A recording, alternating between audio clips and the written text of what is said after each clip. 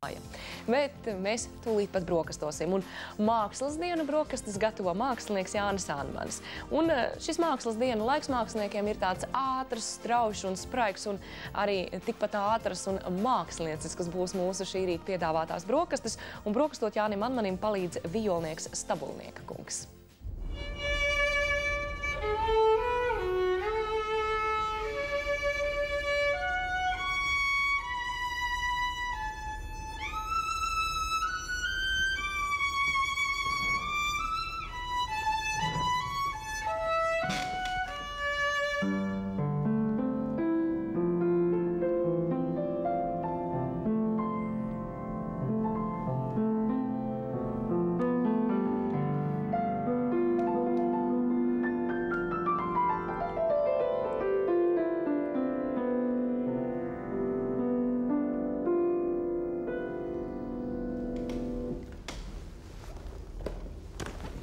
Mākslas dienas iet pilnā sparā, un mēs mākslinieki arī šeit Venisāžā uz šīs skatuves gatavojamies mākslas dienu notikumam mākslinieki mūzikas skaņās.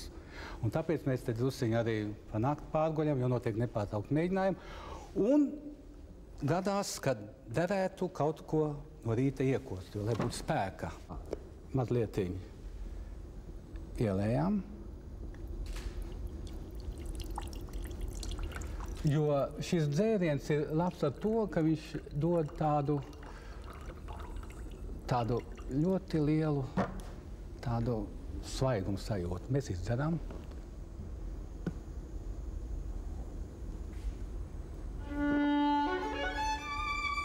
Kolosāli.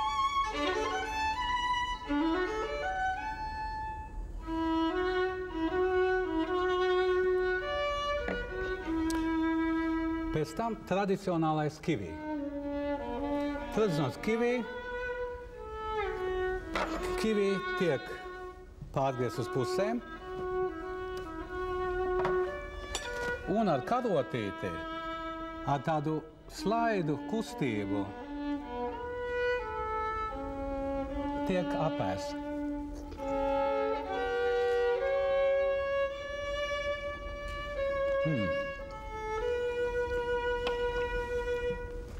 Tā ir veselas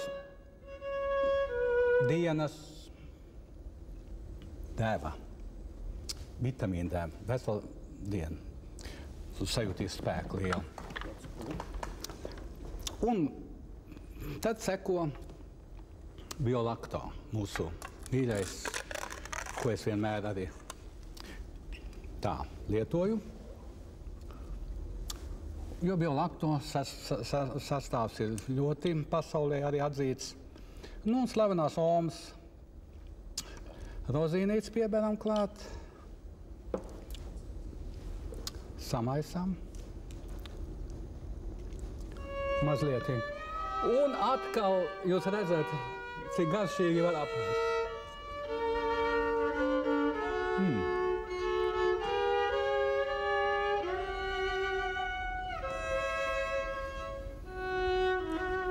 Ļoti gardi. Un pašā nobeigumā parasti ir tā, kad mēs visu te dziedām un visu, ko darām, gleznojam. Un bieži mums iznāk visus teikties, visāds intervijas. Nu, nepārtraukt, jūs redzat mākslinieku uz ielām, visi ar taudiņiem staigā. Kreisā rokā vienmēr ir mobilais. Viņš tagad ir iedzvanies, tiek klusais zvans. Un labā es paņemu bumbieru. Es paņemu bumbieru, jo tas, un tur ir tas smalkums, viņš ir jāpēd pa ceļām. Jo it kā es būtu norāvis viņu no koka, un tāda ir tā sajūta.